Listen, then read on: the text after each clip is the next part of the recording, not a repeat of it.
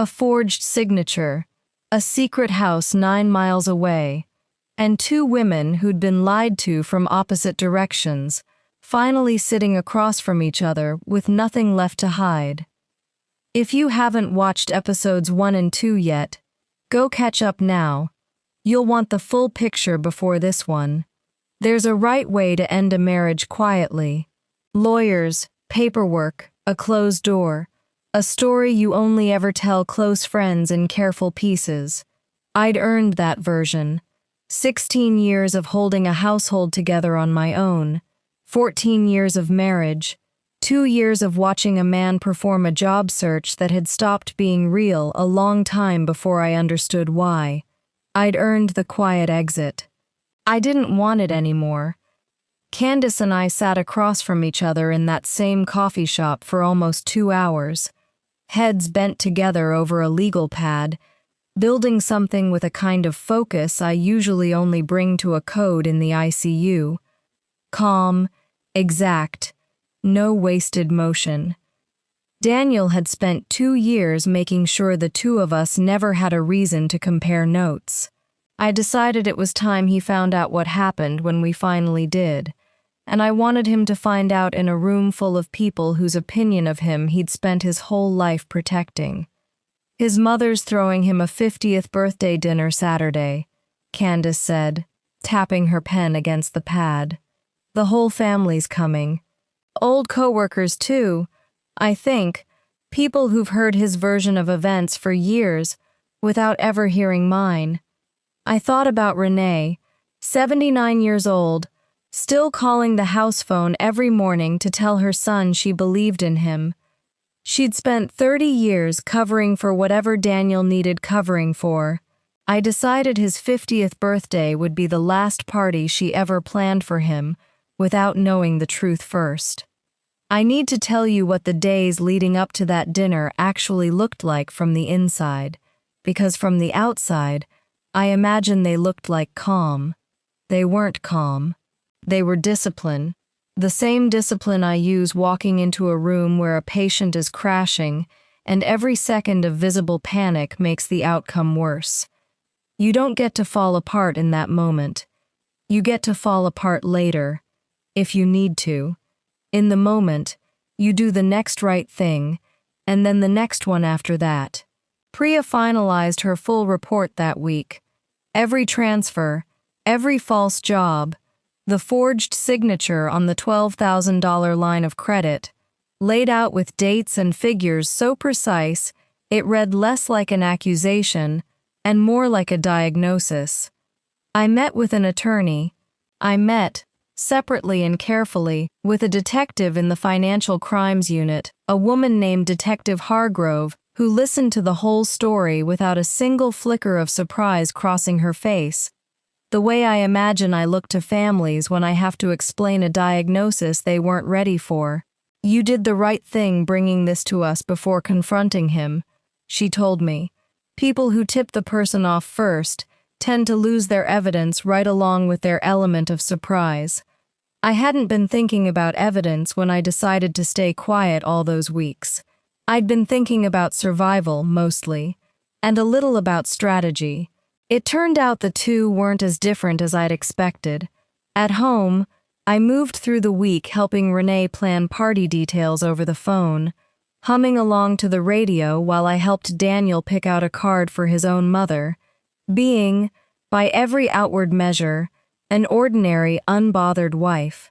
Zoe watched me from the kitchen doorway one evening, arms crossed, her expression unreadable in the particular way 16-year-olds perfect, right before they say something important. "Mom," she said, "you've been different this week. Good different. What's going on?" I set down the dish towel and looked at my daughter. The one person in this whole mess who deserved better than to keep finding things out sideways, through cracked doors and overheard fragments. "Today's not the day I can tell you everything," I said gently, "but something's about to change, and I need you to trust me tonight, no matter how it looks." "Can you do that?" She studied my face for a long moment, The way I imagine she studies a hard equation before deciding how to solve it, and finally nodded. "Okay," she said. "I trust you. I don't think I've ever been prouder of a single sentence in my life." She spent weeks staying quiet. Tonight, that ends. In front of everyone. Follow along to watch the birthday dinner nobody at that table will ever forget. The restaurant Renee chose for Daniel's birthday was the kind of place with white tablecloths and a private dining room, the sort of setting Daniel loved because it made every ordinary conversation feel a little more important than it was. I arrived on his arm in a dress he'd complimented that morning, smiling at people I'd known for years, his cousins, his old co-workers from the logistics job he hadn't held in over a decade, family friends who still asked him, hopefully, how the job search was going. Renee stood at the head of the table when the moment came, glass raised, her face glowing with the particular pride only a mother can carry for a grown son. "To my son," she said, 50 years, and the best is still ahead of him." The room applauded. Daniel soaked it in the way he always did, chin up, that easy grin working the whole table. He'd spent 2 years auditioning for sympathy. That night I gave him an audience. The door to the private room opened right as the applause faded. Candace walked in, steady and composed in a simple blue dress, Leo beside her, holding a small gift bag like any other guest at any other birthday party. The room went quiet in confusion. Nobody there knew who she was, except the one person whose face had gone the color of the tablecloth in front of him. "Candace," Daniel started, half rising from his chair. "What are you—" "Happy birthday, Daniel," she said, calm and clear enough that every person at that table heard every word. "I brought Leo. He's never met his grandmother. I thought it was time." Gasps rippled down the table. Renee's champagne glass lowered slowly in her hand, her expression sliding from confusion into something that looked, for the first time in the years I'd known her, like genuine fear. "Danny," she said, "who is this?" I stood then. Every eye at that table turned to me, and I let them. "Renee, this is Candace," I said, my voice steady, carrying. "And this is Leo, Daniel's son, the one none of us knew about, including her, until 3 weeks ago, because Daniel told her I was his difficult ex-wife, still owed money from a marriage he claimed was over." Silence. Complete, total silence, the kind that has weight to it. I'd spent 16 years learning that the truth, delivered plainly, does more work than any raised voice ever could. People don't need you to shout it, they need you to say it clearly enough that no one in the room can pretend afterward they didn't hear it. "For 2 years," I continued, "I picked up double shifts to cover interview suits for jobs that were never real. For 18 months, nearly $31,000 of that money went to Candace's household, to raise a little boy Daniel told her he could barely afford. Because of me. He told me she trapped him," Candace said beside me, her voice steady despite everything, "that I was his real family, and she just wouldn't let him go. I believed that for 6 years. I turned to Daniel, who was standing now too, gripping the back of his chair like it was the only thing keeping him upright. We compared notes, I said. Turns out we'd both been paying for the same lie, from opposite ends of town. "This isn't," Daniel started, his voice cracking around the edges, sweat visible along his hairline even under the dim restaurant lighting. "You don't understand what it's been like, trying to hold up too. You didn't hold up anything, Daniel," I said, cutting him off. "Not cruelly, just final. The way you deliver news that isn't going to change no matter how it's received. We did. Both of us. You just showed up for the parts that felt good." Renee sat down slowly, staring at her son, like she was seeing him clearly for the very first time in 50 years. Beside me, Zoe watched her father without flinching, And I understood, in that moment, that some part of her had been waiting a long time to see someone finally say the thing out loud. Candace and I stood together in the restaurant parking lot afterward, the party still audibly unraveling behind us through the windows, Leo waiting quietly in her car with a coloring book, mercifully spared the worst of what had just happened inside. "I didn't think I'd feel relieved," Candace said, her voice quiet, drained but lighter than it had sounded in either of our conversations before that night. "I thought I'd feel like I lost something." "You didn't lose anything tonight," I told her. "You just finally saw what was actually yours to begin with." What I hadn't told Candace yet, what I hadn't told anyone except Priya and my attorney, was that the birthday dinner wasn't the last consequence coming Daniel's way. It was only the first. The party was only the beginning. What happens next, most people don't expect. Keep watching. 3 days later, Daniel pulled into our driveway just after noon, still rattled from the fallout of the party, still fielding missed calls from his mother and texts from old coworkers he hadn't found the nerve to answer. An unmarked sedan pulled up behind him before he'd even made it to the front door. 2 detectives stepped out, credentials visible. I watched from the front window, arms crossed, still, a coffee mug warm in my hand. "Daniel Russo?" Detective Hargrove said. "Yeah," Daniel said, wary, glancing between the 2 officers. "Can I help you?" "We'd like to ask you some questions about a $12,000 line of credit opened in your wife's name back in November," she said. "We have a forensic document examiner's report and a formal complaint filed. You're going to want to come with us." I watched his face go slack through the glass. I didn't feel triumph, exactly, standing there. I felt something closer to the stillness I carry into a room after a long, hard shift. The particular exhaustion of watching something finally resolve the way it was always supposed to. "Mia," he called toward the house, panic breaking through for the first time in 2 years of carefully maintained composure. "Mia, please." I didn't answer. The car door closed. I used to think justice meant everyone finally seeing the truth. I learned something else that week. Sometimes it also means the truth has paperwork. A signature that doesn't match. A report a detective can act on. Being seen isn't always enough. Sometimes it has to cost something that isn't just embarrassment. Weeks later, I sat on a bench outside a courtroom, Priya beside me with a folder she probably didn't need anymore, but held anyway, out of habit. Down the hall, Daniel was led past toward his arraignment, in a modest button-down his attorney had likely picked out for him, chosen to make him look smaller, more sympathetic, less like a man who'd spent 2 years running 2 households on someone else's income. He didn't look at me.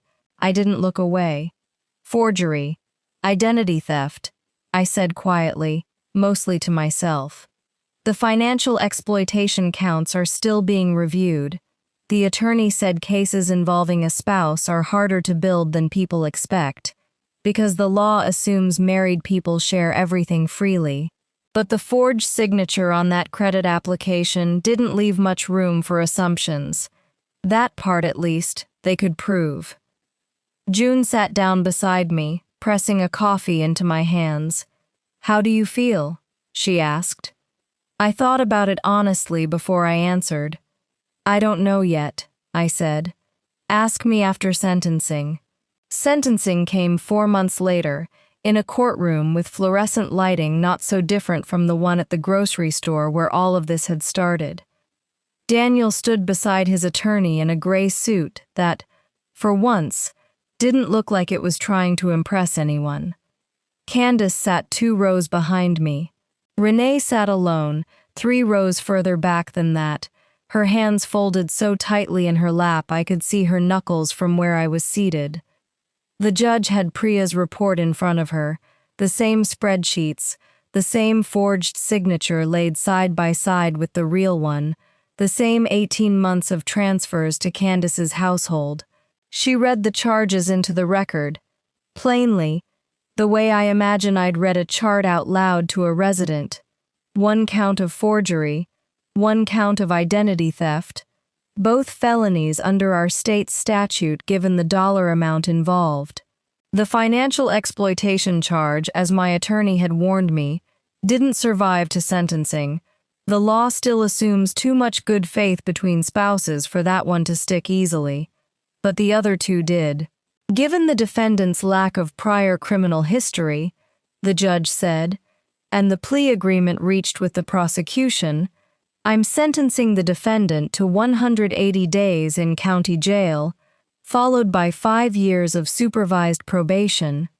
I felt Priya's hand find mine on the bench, briefly, without either of us looking at each other. Additionally, the judge continued, the defendant is ordered to pay full restitution, $43,100, covering the fraudulent credit line and diverted household funds, to be garnished from future wages at a rate set by the probation office, with priority disbursement to both Mia Russo and the account maintained for the support of the minor child, Leo Wells. The defendant is further prohibited from opening any new line of credit, loan, or financial account without written disclosure to a probation officer for the duration of his probationary period, and is ordered to complete a court-approved financial counseling program within the first year. Daniel's shoulders dropped in a way I hadn't seen since the night at the birthday dinner. 6 months isn't a long time, not in the way movies make prison sentences feel, but it was 6 months more accountability than 2 years of unanswered excuses had ever given any of us, and the restitution order meant that for the next several years, every dollar he earned would answer to a court before it ever answered to him again. He'd likely serve that time and come out the other side eventually. A first offense, a plea deal, a judge who clearly weighed the absence of prior record. I stopped needing him to disappear forever, to feel like it mattered. What mattered was that for the first time in 2 years, someone with actual authority over his choices had finally told him no. I met Candace for coffee again a few weeks after that, the same table we'd claimed as ours without ever discussing it. She slid a folder across to me. Lighter now, in every sense. Restitution orders finalized, she said. Leo's tuition through 8th grade comes out of what Daniel owes, garnished automatically once he's working again.